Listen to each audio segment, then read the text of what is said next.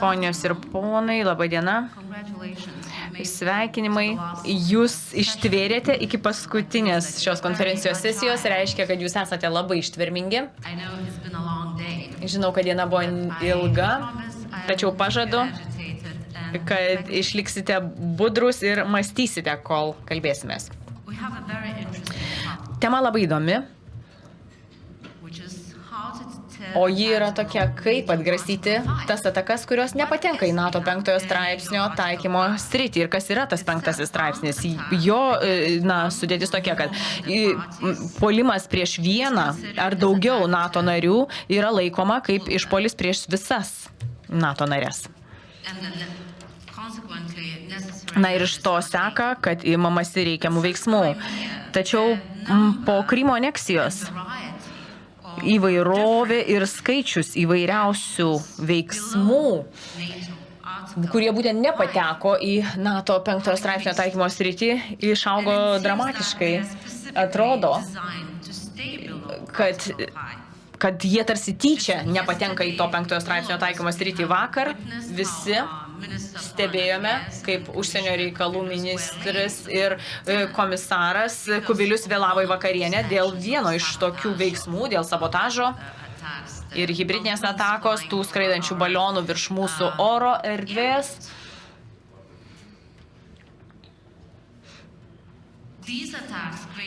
Tokie išpoliai sukelia dviprasmiškumą ir tiesiog atrodo neįmanoma jų identifikuoti kaip konkretaus išpolio atakos patenkančio į 5 straipsnio taikymo sritį. Taigi tas straipsnis netaikomas. NATO viršūnių susitikimas Varšuvoje, Vilniuje, Velse, Madride patvirtino, kad kibernetinės ir hibridinės atakos kartais tam tikrais atvejais gali paskatinti šio straipsnio taikymą. Tačiau kokia turi būti aprėptis, koks turi būti mastas tos atakos, kad būtų aktyvintas 5 NATO straipsnis. Tai sukuria tikrai labai daug dviprasmiškumo, daug politinių interpretacijų ir manipulacijų, kalbant apie tai, kaip, kam, kur priskirti tą ataką ir kaip ją reaguoti. Būtent apie tai ir padiskutuosime ir tai yra klausimas, kurį bandysime atsakyti šios sesijos metu. Vienu metu, ko gero, galbūt reikėtų sakyti, būti budriems, ryžtingiems ir nepalikti erdvės dviprasmybėms. Tačiau ar galime reaguoti į šias atakas tinėmis priemonėmis, ar vis dėlto pasitelkti atsparumą, būdami budresni, atsparesni, investuoti daugiau į savo infrastruktūros apsaugą.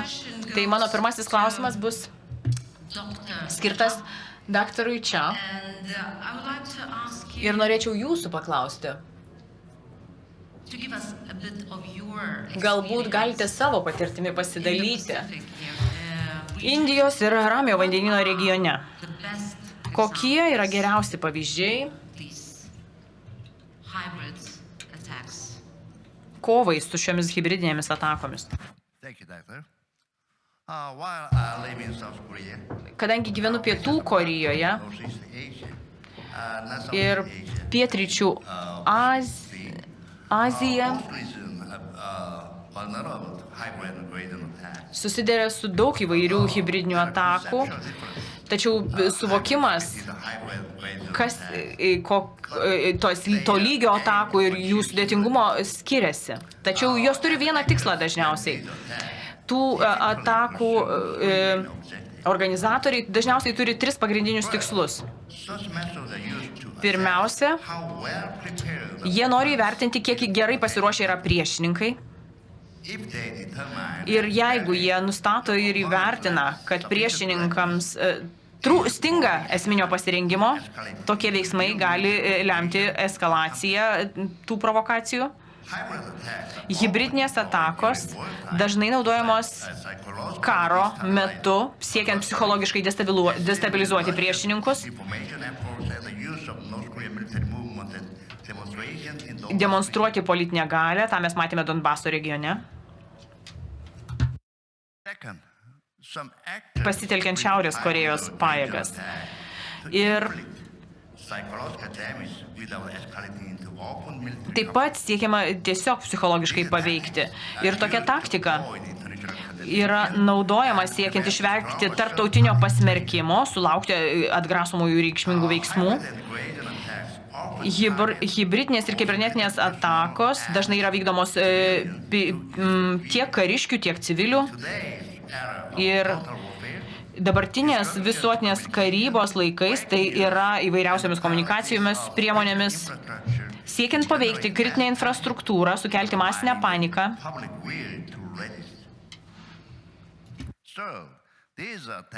Ir suardyti visuomenės valią kovoti.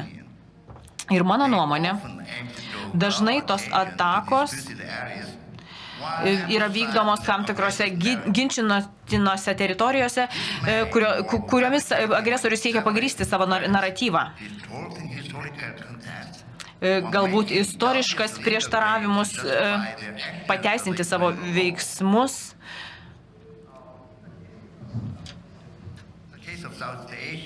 Pietryčių Azijos atveju, arba kalbant apie konkrečią valstybę,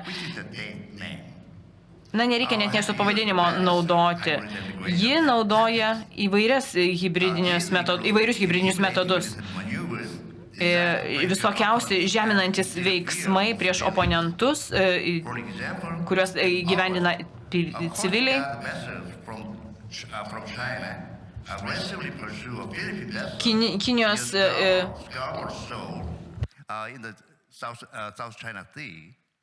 Kinijos laivai Filipinuose atlieka agresyvius manevrus ir nors jie nedemonstruoja karinės galios, tačiau vykdomos ir karinės pratybos, simuliuojant Taivano blokadą, taip pat sabotažas, nukertant duomenų kabelius.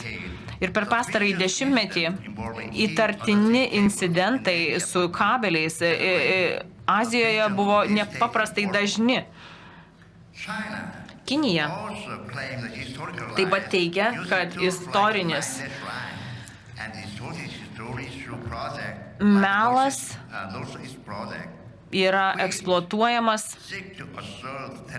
siekiant įtvirtinti istorinius siekius, teritorinius siekius prieš kitas valstybės nukreiptus. Deja, mano tyrime dauguma pietryčių Azijos valstybių efektyviai reagavo į tokius išpuolius.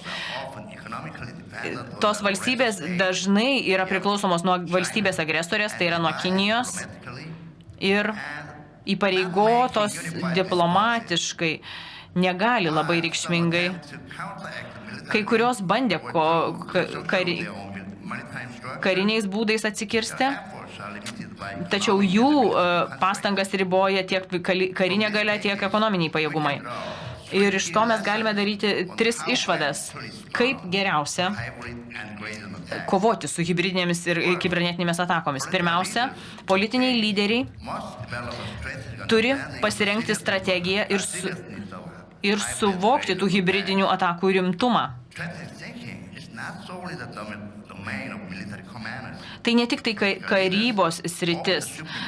Politiniai lyderiai privalo suvokti tą dinamiką.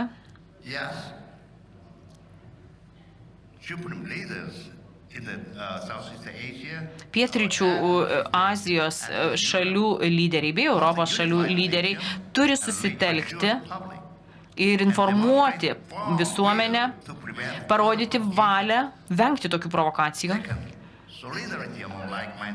Panašiai mąstančių valstybių solidarumas ir susitelkimas prieš panašias grėsmes yra esminis. Šiuolaikinėje susiskaldžiusioje pasaulio tvarkoje nė viena valstybė nėra apsaugota nuo tokių atakų. Valstybių koalicija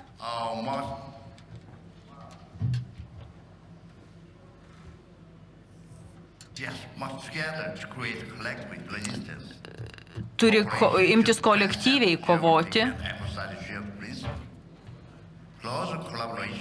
pasitelkti bendradarbiavimą su NATO bei JAV sąjungininkais, sudaryti koalicijas, reguliarios karinės pratybos, imituojant kovą su įvairiausiais hibridiniais scenarijais.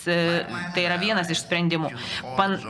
Bendramintės sąjungininkės turėtų gerinti savo pasirengimą bei koordinavimą, veiksmų koordinavimą tokių išpolių atveju.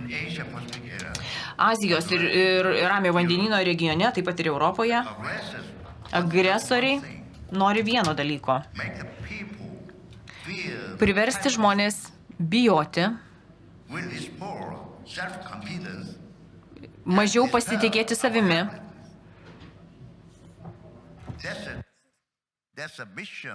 bijoti valstybės pasirengimo ir tiek politinių lyderių, tiek karo vadų pajėgumais. Ačiū labai.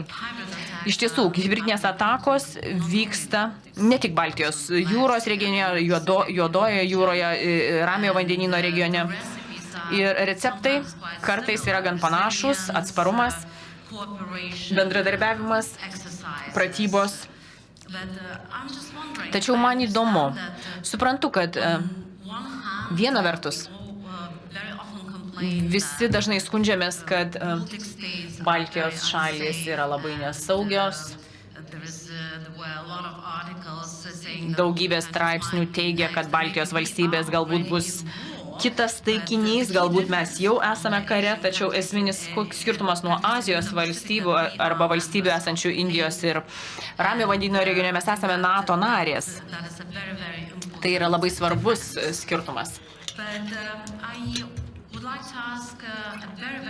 Tačiau norėčiau labai trumpai paklausti dar, kaip Jūs manote,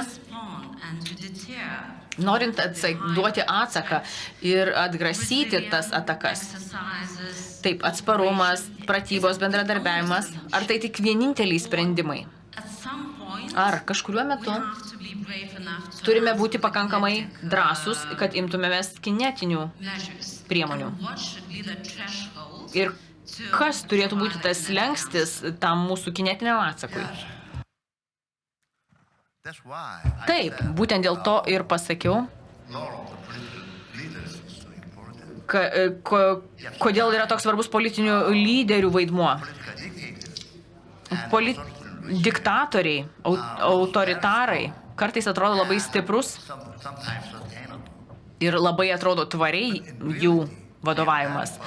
Tačiau realybėje būna labai pažeidžiami dėl jų pačių žmonių nusivylimo.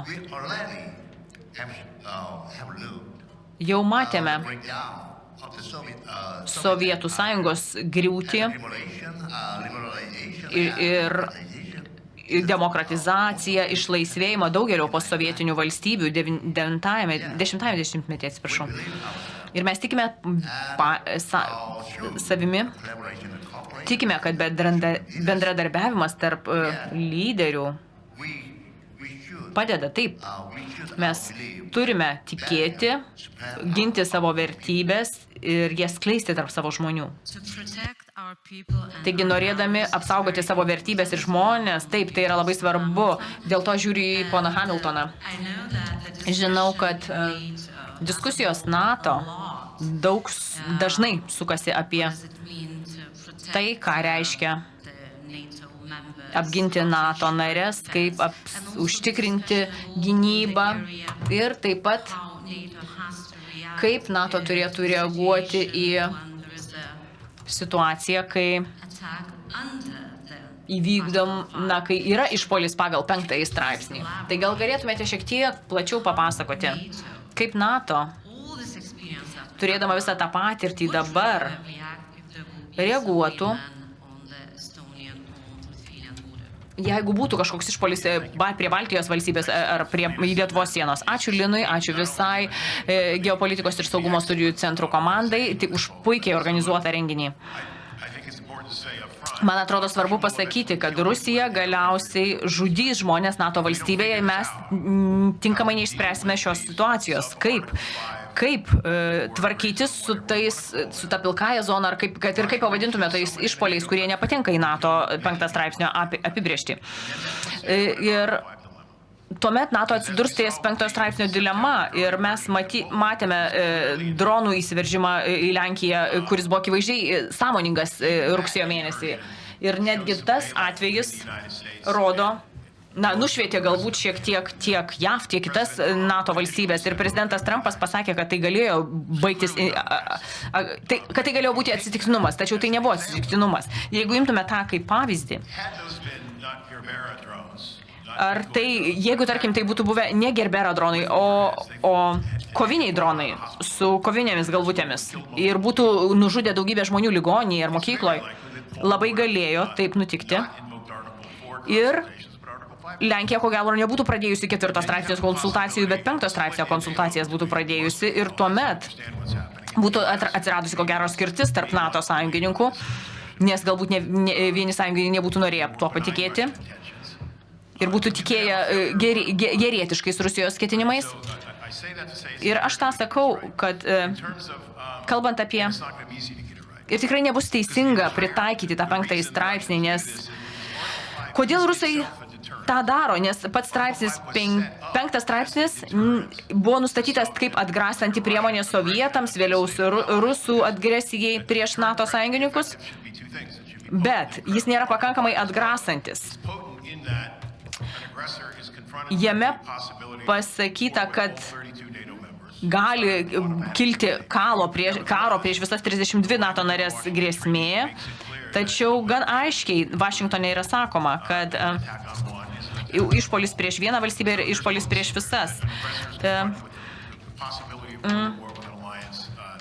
Ir Rusijos atveju ji negalėtų įveikti viso aljanso. Kalbant apie patikimumą, tai būtent sutartyje naudojama kalba, kad valstybės turėtų laikyti vieną išpolių prieš vieną šalį, išpolių prieš visas. Tai Rusija ir išnaudoja tą pilkąją zoną ir puikiai vykdo tas atakas, kurios nepatenka į 5 straipsnio taikymo sritį. Tie žalieji žmogeliukai, jų scenarijus, tai priklauso nuo šalies ir nuo konteksto. Rusija skirtingose šalyse gali naudoti skirtingas priemonės. Juodosios jūros regione bandoma paveikti rinkimus, referendumą Rumunijoje, Moldovoje, per TikToką. Ar tiesiog per oligarchiniškas valstybės daryti įtaką kaip Sakartvele. Čia, kur Rusijos pranašumai yra kitokie, jie žaidžia pagal kitas taisyklės ir čia didžiausi pranašumai, ne konkrečiai Lietuvoje, bet Estija galbūt ir Latvija, ten yra rusakalbių bendruomenės. Nes Latvija ir Estija tikrai puikų darbą padarė, dirbdama su savo rusakalbių bendruomenėmis per tuos beveik 30 metų nepriklausomybės, tačiau nereikia visų rusakalbių. Narvoje, pavyzdžiui, kad jie galvotų, kad su jais netinkama elgesi. Reikia vos keleto žmonių, užtenka nedidelio procento žmonių, kurie tiki propagandą ir to pakanka. Mes tą matėme ir JAV, ir tą matėme Europoje. Jeigu jie patikės tuo, ką sako rusai ir norės pasitelkti smurtą kaip atsaką, tai gali būti ir visai maža grupė. Lietuvos pažeidžiamumas yra tas, kad Kaliningrado sritis ir Kaliningrado koridorius. Ir Rusija naudoja skirtingus metodus, Kremlius labai gerai suvokia savo konkurencinius pranašumus ir kaip juos išnaudoti. Kalbant apie reakciją, kaip reaguoti, turime galvoti apie santykius tarp priežasties ir pasekmės. Ir taip,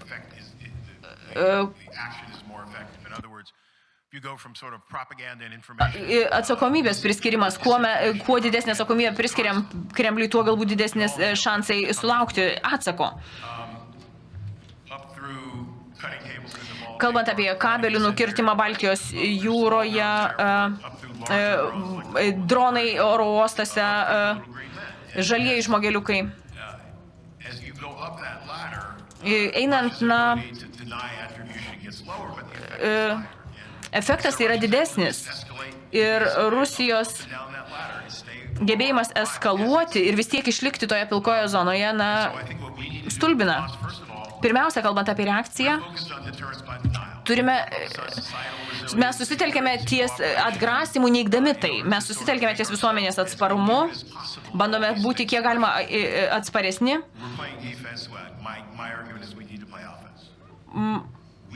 Turime daryti Rusijai tuos dalykus, kurios ji daro mums. Daugeliu vakaruose esančių žmonių tai sunkiai suvokiama. Nes mes, atrodo, bandome apversti politinę sistemą, kuri egzistuoja. Bet atgrasimas turi vykti per bausmę. Atgrasimas neigimu neveikia. Turime pradėti kažką daryti Rusijoje, kažką tokio, ką ji daro čia pas mus. Ir turime viešai apie tai kalbėti, kad mes tą darome. Visos žvalgybos tarnybos, NATO žvalgybos tarnybos kažką daro, bet galbūt nėra priskiriami tie veiksmai NATO valstybėms. Turime stiprinti savo atsparumą. Turime stiprinti savo atsako mechanizmus. Tai yra kita problema.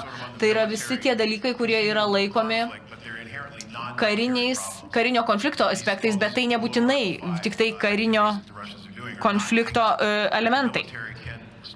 Ne tik tai kariškiai gali reaguoti, arba ne vien tik kariškiai gali reaguoti į tokias situacijas.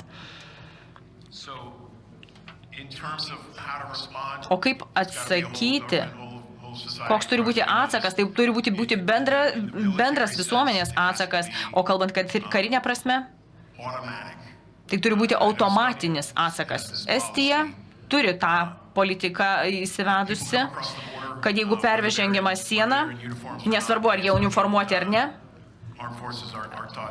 Estijos karinės pajėgos yra išmokytos pirmą šauti, net neklausiant leidimo. Ir tai primena Krymo scenarijų. Kryme kariškiai skambino į Kijevą ir klausė, kaip reaguoti. Kijevas buvo chaose, vyriausybė buvo sušaukiama iš naujo ir dėl to Krymas krito, nes nebuvo jokių aiškių nurodymų, kaip reaguoti. Ir vietos vadams reikia pasakyti, jeigu pamatote žaliuosius žmogiukus, jūs turite sprendimo galę juos pulti, juos nušauti. Jums nereikia leidimo tą daryti. Ačiū Jums labai už labai konkrečius ir tiesius atsakymus. Jūs pats sakėte, susidurėme su didžiausia įvairovė tų hibridinių išpuolių, kurie yra nukreipti prieš konkrečias valstybės, pritaikyti konkrečioms valstybėms, nėra konkretaus recepto ir konkretaus atsako, kaip būtų galima reaguoti į tas atakas, tuos išpuolius ir derinti tiesiog tą atgrasimą, pasitelkiant atsparumą, neigimą ir atsaką. Taip pat jūs paminėjote labai svarbų dalyką. Atgrasimas baudžiant. Man atrodo, čia yra erdvės diskusijoms šioje srityje ir daryti gerokai daugiau, siekiant atgrasimo baudžiant, kad reaguoti aktyviai į tos hibridinės atakas, nes mes ten tikrai, kaip demokratinės visuomenės, tam nesame pasirengę. Dabar norėčiau kreiptis į Jonatą Vseviovą. Estija jau buvo paminėta ne kartą. Estija yra pavyzdinis atvejis, nes jis susidūrė su hibridinė ataka 2007 metais, esminė kibernetinė ataka, kuri buvo pirmoji, ko gero, valstybės inicijuota ataka prieš kitą valstybę. Buvo labai daug diskusijų NATO ir rezultatas buvo Talino vadovas parengtas. Aš žaviuosi estiškų požiūrių į tą laikyseną, kaip reikėtų laikytis kažkokios nors situacijos atveju. Pamenu Leonardo Merio konferencijoje buvo labai aiškiai pasakyta, kad jeigu kas nors atvyksta, veršis į Estiją, aš kovosiu ne Estijoje, aš kovosiu Rusijoje. Galite paaiškinti, ką tai reiškia? Ar mane girdite? Kągi, dėkui. Noriu padėkoti organizatoriams, moderatoriui, visiems, kad pakvietė mane būti čia. Mane šiuo metu atgraso laikrodis, kurio jūs nematote, bet mes matome ir jo laikas eina atgal iki 0, tai jaučiu didelį spaudimą ir turėsiu būti tiesmukiškas savo atsakyme. Bet pasistengsiu nesupaprastinti temos sudėtingumo.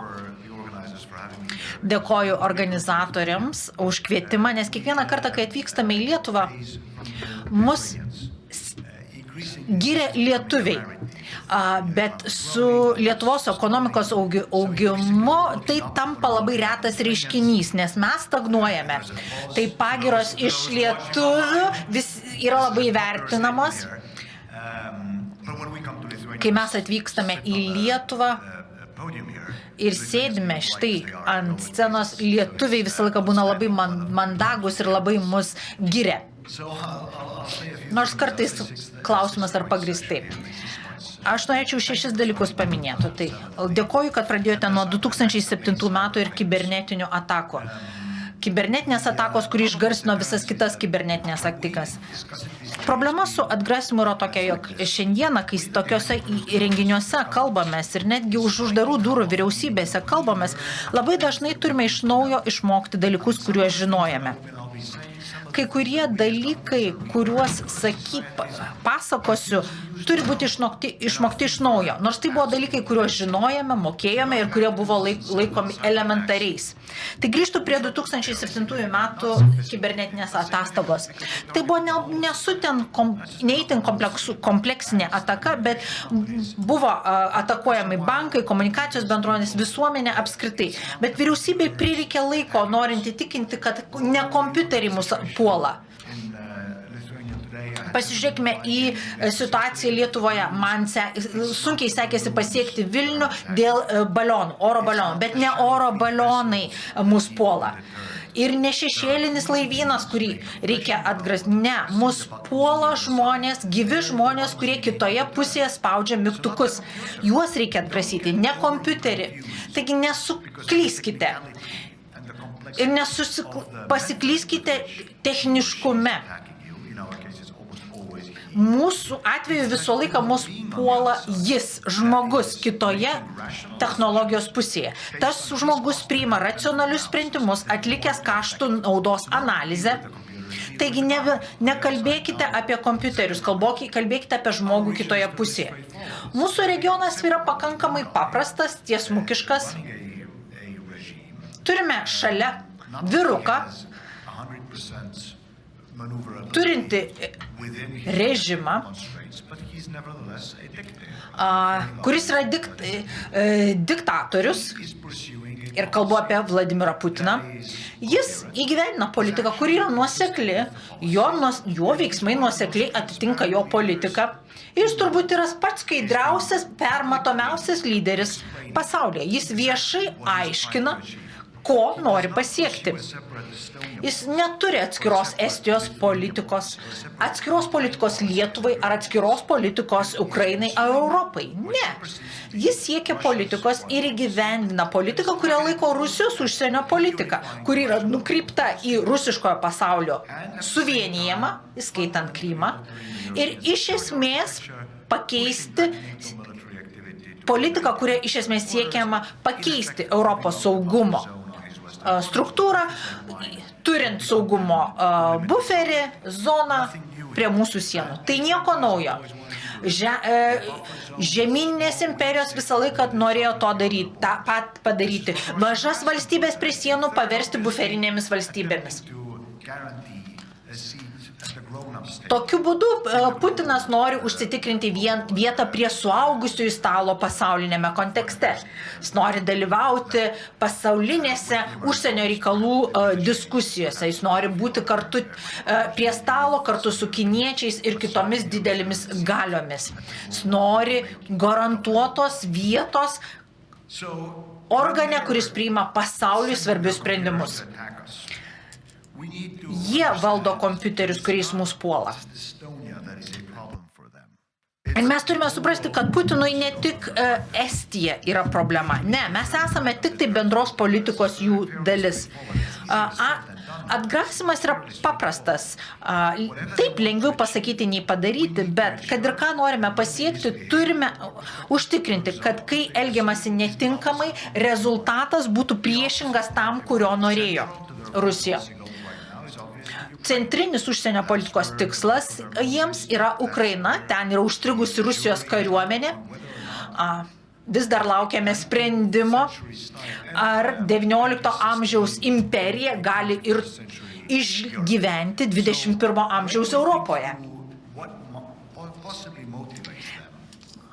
Kai galvojame apie tai, kas Rusija motyvuoja atliekant hibridinės atakas ir išpolius Europoje, manyčiau, nereikėtų pamiršti Ukrainos politikos. Ir būtent todėl mums kai kalbame apie savo atsaką, reikėtų galvoti ir apie Ukrainą. Pavyzdžiui, neatsakinga branduolinė retorika Rusijos. Jos siekis yra paralyžuoti mus iš baimės. Kibernetinės atakos turbūt skirtos tam pačiam dalykui – propaganda, žvalgybinė veikla. Rusija pristato save kaip šalis siekianti taikos. Taigi, mes atakuokime jų politikos tikslus. Makro lygmenių išmanus atsakymas būtų ne taktinis, ne gynybinis atsakymas. Nežaiskime tokio žaidimėlio su plastikiniu plaktukiu. Suduokime ten, kur tam vyrukui kitoje pusėje skauda. Dabar jo tikslas yra mus paralyžuoti, suklaidinti. Tad įsitikime, kad rezultatas būtų kitoks. Mūsų parama turėtų Ukrainai augti, mūsų politinė parama turėtų augti. Atsakomybės priskirimas turėtų būti stiprėti. ES turėtų ryžtingiau imtis atsakų, o ne atsitraukti. Tokia turėtų mūsų būti bendra atsako politika, atgrasimo politika. Taip, mes neturime vieni ekonominių įrankių įtakai daryti. Mes, kaip maža valstybė, turime tik tai vienintelį turtą, savo balsą ir turime rusams parodyti, kad jei niekas kita nepavyks, kad bent jau reputacinė žala šaliai yra, kai kėsinamasi į mūsų saugumą. Jeigu tikslas yra gauti mažiau NATO veiklos Baltijos jūroje, rezultatas daugiau tokios karinės veiklos. Jei norima parodyti, kad Estijos oro erdvė yra mažesnė problema ir mažesnė svarbos NATO, mūsų atsakas turėtų būti parodyti visiškai priešingą situaciją. Mes turime naudoti savo balsu, rodyti visų sąjungininkų solidarumą ir jeigu mums pavyktų tą padaryti, mūsų atgrasimas būtų aukščiausiame lygmenyje. Atgrasimas niekada nesibaigia, nepakanka jo turėti, reikia visuomet jį atnaujinti. Visą laiką jį įtvirtinti, kiekvieną kartą, kai Rusija testuoja mūsų ribas, kartais net sėkmingai. 5. dalykas greitai. 5. NATO straipsnis, labai galingas, sutinku, bet jis turi dviprasmybę, kai kalbama apie jo formuluotę. Taip, NATO yra konsensusų grįta organizacija, bet niekas negali vetuoti Estijos noro padėti Ukrainai, padėti Lietuvai, Lenkijai. Tai nei viena NATO valstybė negali vetuoti tos NATO valstybės noro prisidėti prie kolektyvinės kitos šalies gynybos. NATO atgrastymas niekuomet nesiremia vien tik 5. straipsnių, nei šaltojo karo metais, nei dabar. Mes kalbame ir apie bendrą laikyseną. Mes turime tikėti savo pareiškimais. Mums nereikia tikėti 5. straipsnio formuluoti. Mums nereikia to straipsnio, kad tikėtumėm, jog Vokietija ateis į pagalbą Lietuvai. Ne, Britai jau yra Estijoje, vokiečiai yra Lietuvoje. Taigi svarbiausia yra laikysena. Laikysena komunikuoja atgrasimo strategiją ir atgrasimo žinutę. Nors Rusija yra didelė grėsmė, didelės grėsmės šaltinis Estijai, Europai ir, mano nuomonė, visam pasauliui, bet išpolis prieš Ukrainą yra išpolis ne prieš Europą, Europos saugumo struktūrą, tai yra išpolis prieš demokratinės vertybės, prieš teisės viršenybę. Kaliningradas Lietuvai yra pažeidžiama sritis, bet Kaliningradas yra jų pažeidžiama sritis, ne mūsų. Gyvenimas šalia Rusijos yra pažeidžiamumas, bet gyvenimas prie ES sienų yra pažeidžiamumas Rusijai. Pasižiūrėkime į šį regioną, į Baltijos šiaurės šalis. Kartu mūsų ekonomika priklauso pasaulio geriausių ekonomikų dešimtukai. Kartu su vokiečiais mes esame didesni nei Rusija, mūsų ekonomika. Jei man reikėtų pasirinkti, ar aš norėčiau būti Putino batuose, ar Europos kailyje, ginantis, atakuojant, puolant, aš pasirinkčiau savo paties kailį bet kurią dieną. Ačiū, ponė Svisovai. Turime 5 minutės likusias. Turime daug klausimų iš auditorijos, pabandžiau juos sugrupuoti, tad vieną tą patį klausimą užduosiu jums visiems, taip situacija šiek tiek komplikuota, bet turime laiko keliems klausimams.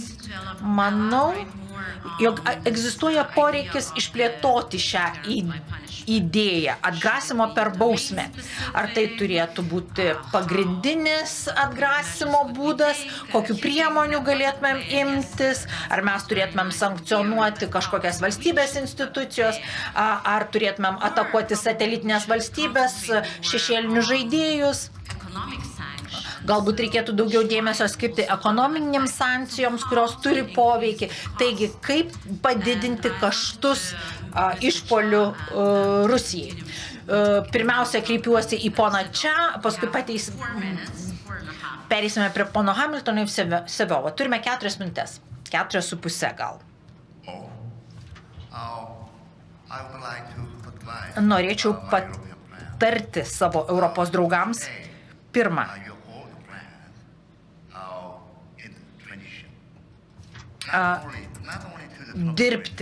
dirbti su savo senaisiais draugais, ne tik su Trumpo administracija. Būtina įtikinti, kad jūs nesate tiesiog pašalinis stebėtojas Indijos Ramiojo vandenyno regione. Jūs esate to regiono vienas svarbiausių partnerių. Kinijos, Rusijos grėsmė yra būdinga mums visiems. Sakyčiau, kad jūsų aktyvus dalyvavimas regiono dalykuose yra svarbus. Jūs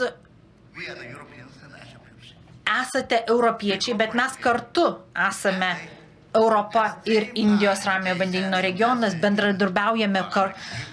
Tai būtų pasiųsta žinutė tiek Azijos regionui, tiek JAV vyriausybei. Jums dabar reikia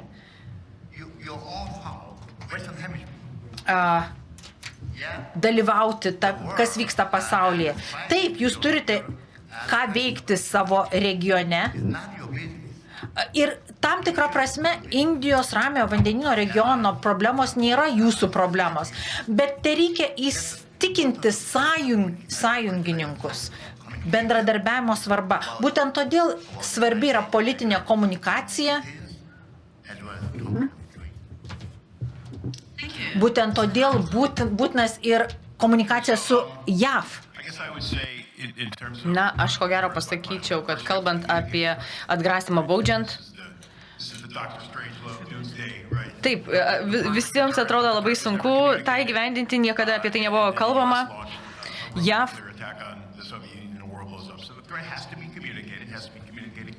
reikia aiškiai apie tai kalbėti ir aiškiai tai pasakyti.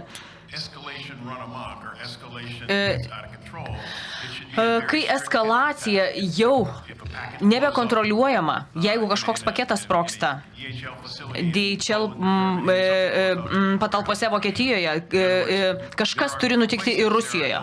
Yra sritys, yra vietos, kur mes turime didelį pranašumą, kibernetiniai, pavyzdžiui, srity. Ir turime atsakyti į drono ataką, didžiulę kibernetinę ataką prieš Rusijos energetinę sistemą. Taip, tai gali būti eskaluoti padėtį, kur nėra jokių iš esmės veikimo taisyklių. Turime aiškiai apie tai perspėti, pasakyti, labai griežtai pasakyti ir suvaldyti tą galimą eskalaciją. Ačiū Jums. Pone Psivel.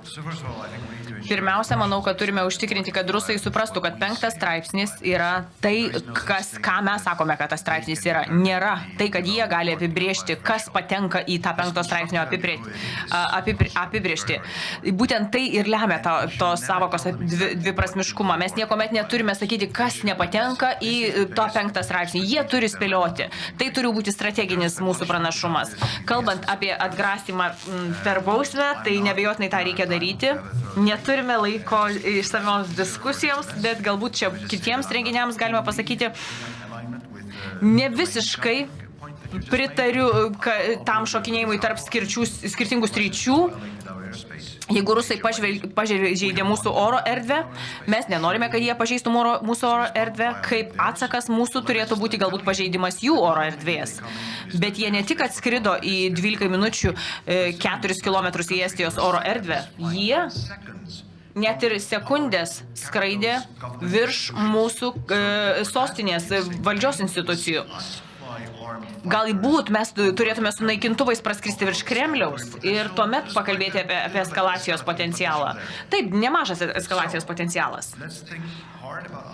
Taigi reikia gerai apgalvoti, kaip reaguoti. Iš principo aš sutinku, tačiau jie neturi apie tai žinoti. Viską, ką jiems reikia suprasti, tai kad ir ką jie bandys pasiekti, padaryti, galiausiai rezultatas, peržengus mūsų raudonas linijas, bus priešingas.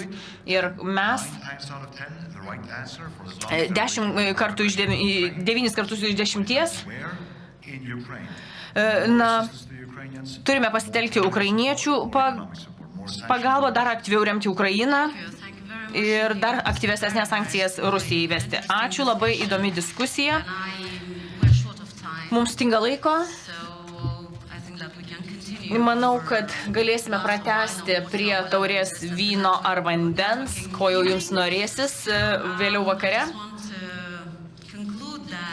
Tiesiog pabaigai norėčiau pasakyti, kad hibridinės atakos niekur nedings ir taps didžiausių saugumo iššūkių ateityje.